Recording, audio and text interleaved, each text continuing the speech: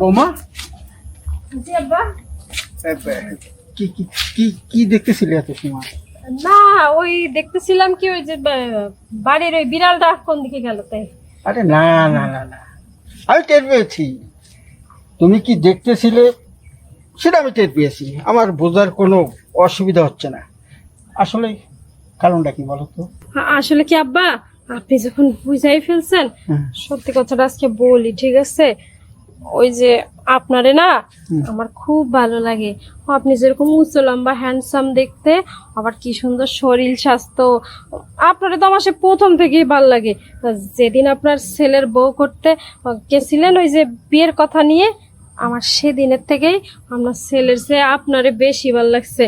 তাই শরমে চোটে কইতে পারি নাই। যখন আপনার ঘরে এই যে ছেলের বউ হয়ে আসলাম, আমি এদিক সেদিক মুখে ঝুঁকি মেরে আপনারে দেখি। আর আপনি যখন ওই খালি গায়ে গোসল করেন না আব্বা, আপনার শরীরটা দেখে না কি যে ভালো লাগে, আমি তো পুরো জ্ঞান হারায় ফেলাই।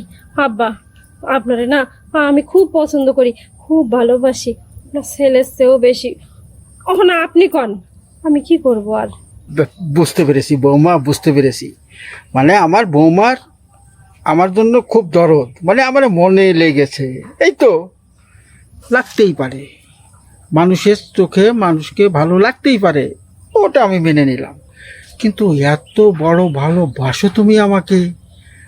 আর দেখো বৌমা, তোমাকে যখন আমি দেখতে গিয়েছিলাম তখন আমি ভেবেছিলাম যে এরকম একটা বউ যদি আমার সংসারে আসতো, আমার ভাবলে কি হবে, ছেলের জন্য তোমাকে আনতে গিয়েছিলাম, মনে করে তো আর লাভ নেই। যাই হোক, আমার ঘরে আমার সামনে সবসময় তুমি ঘুর করে হাইটে যাও না, মনে হয় আমার কলিজার উপর দিয়ে হাইটে যাচ্ছ। এত ভালো লাগে আমার কাছে।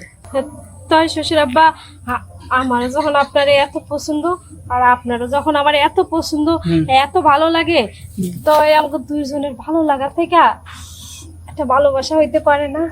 আরে হতে তো পারে, একটা জায়গায় খালি সমস্যা, ওই যে তোমার দরজার শাশুড়ি, বললে কি তো পারি না, সব সময় আমার চোখে চোখে রাখে।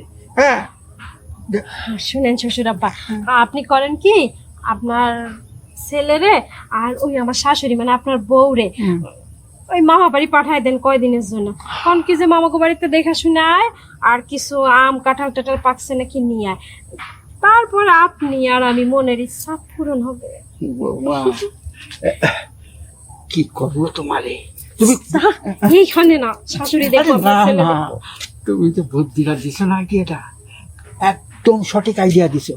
ওরে আমি কোনোভাবে একেবারে ভাগাইতে পারলে, আর তোমার আমার মাঝখানে ওই যে কাটা হয়ে থাকবে সেরকম লোক আর এই বাড়িতে রইল না, বুঝছো? তারপরে তুমি আর আমি ছুটিয়ে প্রেম করতে পারবো। তোমার যা মনে চাই তাই করবা, আমার যা মনে চাই তাই করবো। আচ্ছা আব্বা, তাহলে অনেক সময় হয়ে গেছে তো, আপনি যান আপনার ঘরে যান, আমিও আপনার ঘরে যাই। আর শাশুড়িরে দেখেন আজকেই পাঠানোর চেষ্টা করেন। আচ্ছা ঠিক আছে, যাও, আবার কোন সময় দেখিয়ে ফেলে কোন বড় হয়ে যাবে। যাও, দেখছো মনের কথা কেমনে বেড়ে। বৌমা আমাকে অনেক ভালোবাসে, শুনেই তো ভালো লাগলো। আমারও মনে মনে চাইতো যাক, যেহেতু দুজন এখন এক হয়ে গেছি, এখন বাড়ির থেকে মুসিবতটা সরাইতে পারলেই তো কেল্লা হতে। আমার মনে যাহা চাহে গো, তোমার মনে যাহা চাহে গো, সব হয়ে যাবে টন টন টন। আচ্ছা ঠিক আছে, যাও যাও, আমি সব দেখে শুনে রাখবানি। আর বৌমা তো আছে, সে আমার রান্নাবাড়ি করে দিবে, তুমি ভালোভাবে 5-7 দিন বেড়ায় আইসো। যাও, যাক ভালোই হলো, এখন আমার বাড়ি পুরা ফাঁকা। এখানে বৌমা আর একদিকে আমি, এই দুইজন এক হয়ে যাব। আরে এই সুযোগটাই তো আমি খুঁজছিলাম, সুযোগ বলে আসবে না, সুযোগ এখন তৈরি করে নিলাম। এখন চাই বৌমার ঘরে যাই, বৌমার সঙ্গে আমার অনেক কথা আছে। মজনু তোমার এসেছে ফিরিয়া, লাইলি গো আখি খোলো।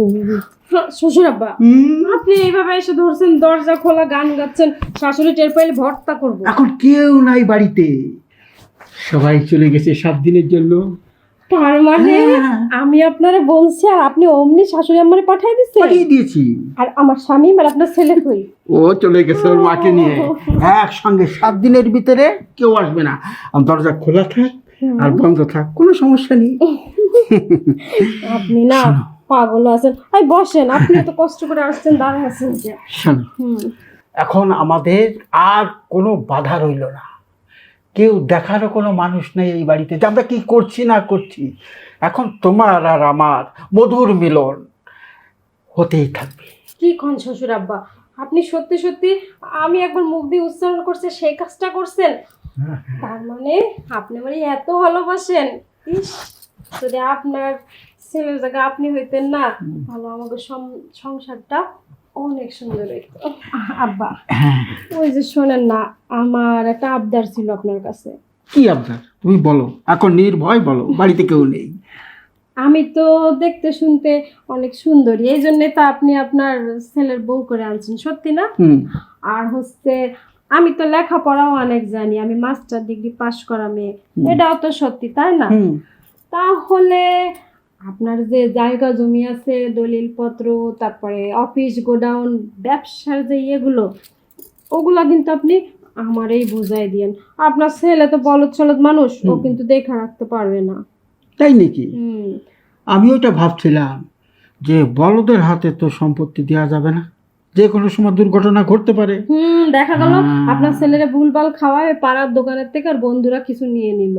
হ্যাঁ, এরকম তো হতেই পারে। ঠিক আছে বৌমা, আমি ওইটাই চিন্তা করছিলাম যে আমার বৌমাকে সম্পত্তির ওয়ারিশ করে দেবো। আব্বা, কালকে তো রবিবার, চলেন না আমরা হাইকোর্টে যাই, কোর্টে যাই উকিল ধরা আমরা সব লেখাপড়া করি।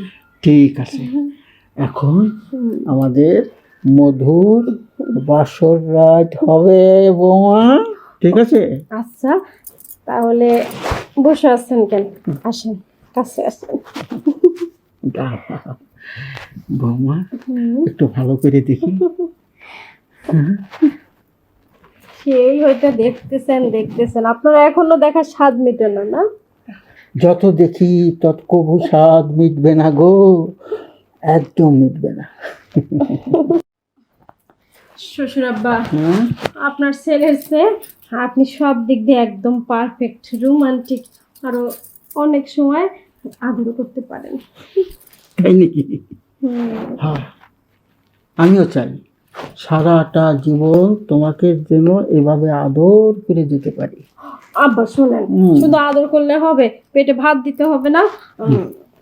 আমি এখন ফ্রেশ ট্রেশ হয়ে গোসল করে আপনার ভাত পানির ব্যবস্থা করি, আর আপনি ওই দলিল পত্রগুলো একটু বের করেন। হ্যাঁ, ঠিক আছে, কালকে তোমারে নিয়ে রেজিস্ট্রারি অফিসে যাব। ঠিক আছে? আব্বা, ঠিক আছে। যাও, তুমি ফিরে এসো। আচ্ছা, আমি পরে ফ্রেশ হই। আচ্ছা, আমি ফ্রেশ হই, আপনি পরে যাই।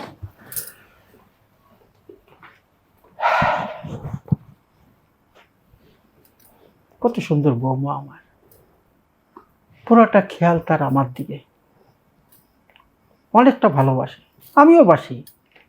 এরকম বৌমাকে কে না ভালোবাসে? যাই হোক, বৌমা কথাটা খারাপ কয়নি, বৌমা কখনো ধোঁকা দেবে না।